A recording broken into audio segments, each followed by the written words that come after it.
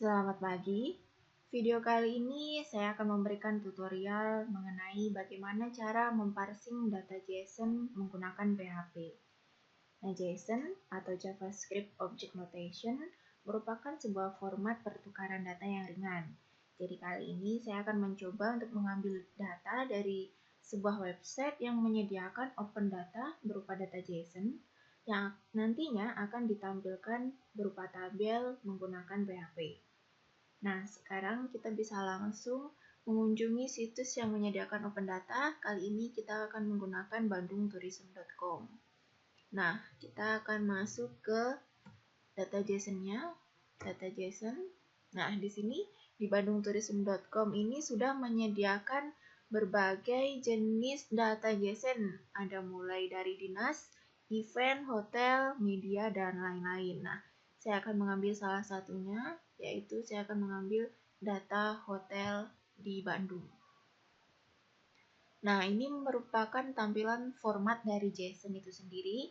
Nah, untuk hotel yang ada paling atas, nah ini, nah itu merupakan array JSON. Nah, array JSON itu memiliki beberapa objek.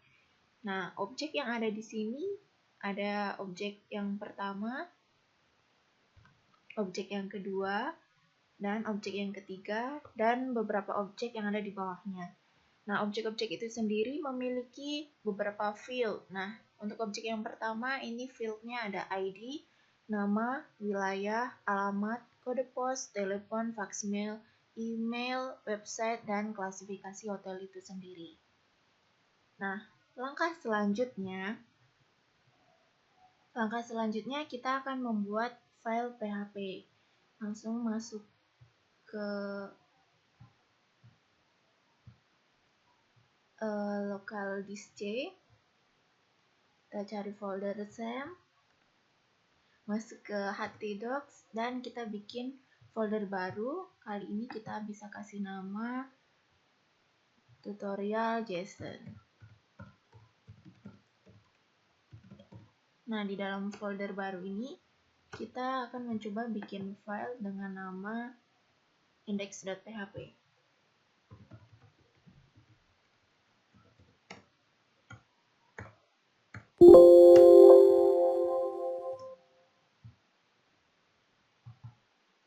Selanjutnya, setelah kita berhasil membuat file PHP, kita akan langsung membuat bagaimana cara menampilkannya. Karena kita menggunakan PHP, jangan lupa kita awali tag pembuka dari PHP, yaitu tanda lebih kecil, tanda tanya, PHP. Jangan lupa untuk tag penutupnya, tanda tanya, dan tanda lebih besar. Oke. Yang pertama kita buat variabel URL. Kita harus menggunakan $URL karena di PHP itu sendiri tidak usah untuk mendefinisikan tipe datanya. Kita langsung bisa menggunakan variabel dengan menggunakan $. Di sini di $URL ini kita bisa masukkan dari alamat URL dari Bandung Tourism tadi. Nah, kita langsung copy, kita masukkan paste di sini. Selanjutnya kita bikin variabel, saya kasih nama JSON. JSON, di sini saya akan menuliskan $JSON sama dengan file get content. Di sini maksud dari file get contents adalah untuk mengambil isi dari konten yang ada pada URL yang kita masukkan tadi. Jadi nantinya akan mengambil isi dari konten hotel-hotel yang ada di Bandung. Kemudian saya membuat variabel data. Fungsinya adalah untuk menampung dari JSON itu tadi. Saya menuliskan JSON decode. Maaf sebelumnya, JSON decode. Nah, jadi di JSON itu sendiri memiliki dua fungsi. Yang pertama JSON decode dan JSON encode. JSON decode yang saya tuliskan fungsinya adalah untuk mengubah JSON, format JSON itu tadi ke dalam bentuk array. Dan untuk JSON encode fungsinya untuk mengubah array ke format JSON.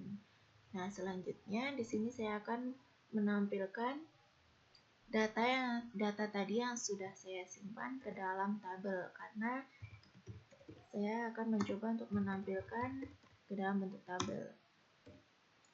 Oke, untuk bordernya kita kasih 1 saja. Kemudian saya akan membuat nama dari setiap kolom-kolom yang akan kita tampilkan. Pertama ada nomor,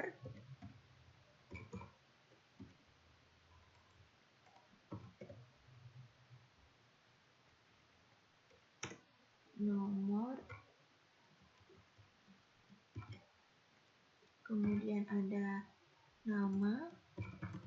Ya, biar tidak bingung, kita coba masuk ke URL yang tadi.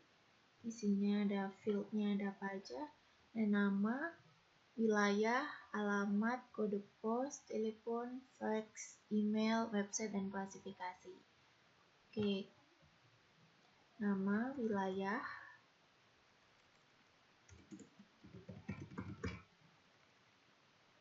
kemudian ada alamat,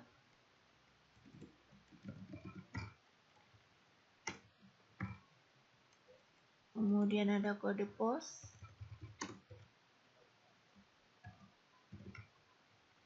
lalu ada telepon,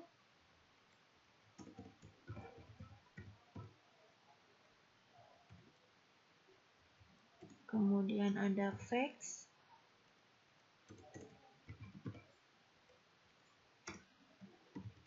lalu ada email,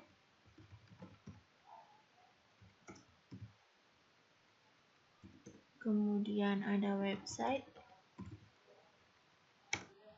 dan yang terakhir ada klasifikasi hotel. Nah, untuk pemberian nama pada kolom-kolom ini sesuka kita ya. Jadi kalau misalnya kita pengen kasih nama pakai bahasa Inggris, misalnya alamat jadi address, itu juga terserah kita. Tidak harus sesuai dengan fieldnya. Nah, kemudian kita akan bikin variabel baru. Nah, saya memberi nama hotel. Di sini fungsinya untuk menampung array tadi, yang JSON yang udah berubah menjadi array tadi, sekarang kita tampung menjadi hotel. Nah, kemudian karena yang akan kita tampilkan lebih dari satu data, jadi kita harus mengulang dari data ke 1 sampai dengan data yang terakhir. Nah, fungsi parsing ada di sini. Ya, kita menuliskan $i sama dengan 0, $i kurang dari 100, dan $i plus plus. Jadi kita akan memparsing mulai dari indeks ke 0 hingga indeks i-1. Kemudian saya membuat variabel record. Ini fungsinya adalah untuk menampung indeks tersebut. Jadi ketika dia membaca dari indeks ke 0 sampai indeks kurang dari 100, kita tampung ke dalam variabel record. Kemudian kita bisa langsung menampilkannya. Karena kita ingin membuat dia dalam bentuk tabel, kita harus membuat baris baru. Dan untuk isi tabel tadi, kita harus sesuaikan dengan field yang ada di setiap objek pada array JSON. Titik $i plus 1, karena tadi kita awali dengan $i sama dengan 0, jadi kita harus menampilkannya angka 1 dengan menambahkan plus 1.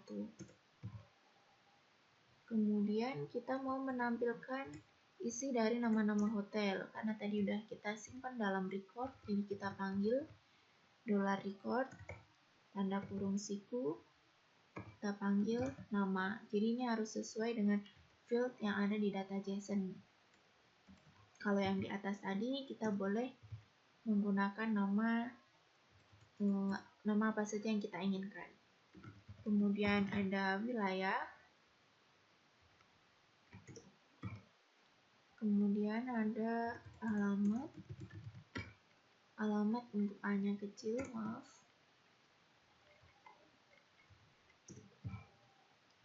kemudian ada kode pos,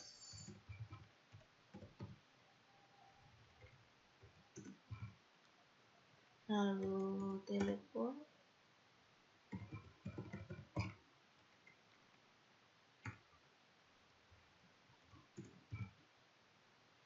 kemudian ada fax,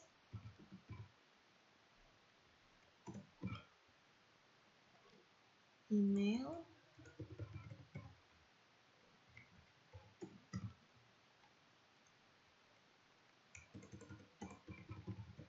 website, dan yang terakhir ada klasifikasi.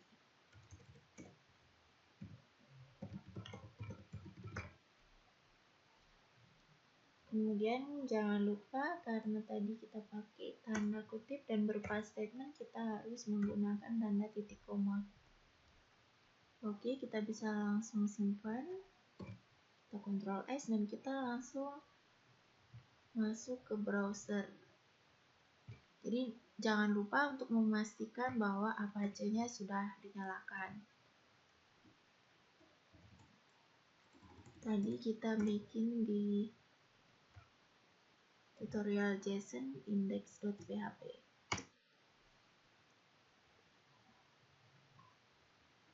Ya, ini adalah hasil parsing kita. Dan sebelumnya data berupa format JSON, sekarang kita sudah menampilkan dalam bentuk tabel. Field-fieldnya sudah sesuai, ada nama, wilayah, alamat, kode pos, telepon, faxmail, email, website, dan klasifikasi hotel. Nah, mungkin itu saja yang bisa saya sampaikan mengenai tutorial kita pada video ini, mengenai bagaimana cara memparsing data JSON menggunakan PHP. Nah, jangan lupa untuk menunggu video kita yang selanjutnya mengenai tutorial-tutorial kita yang lain. Terima kasih, selamat pagi.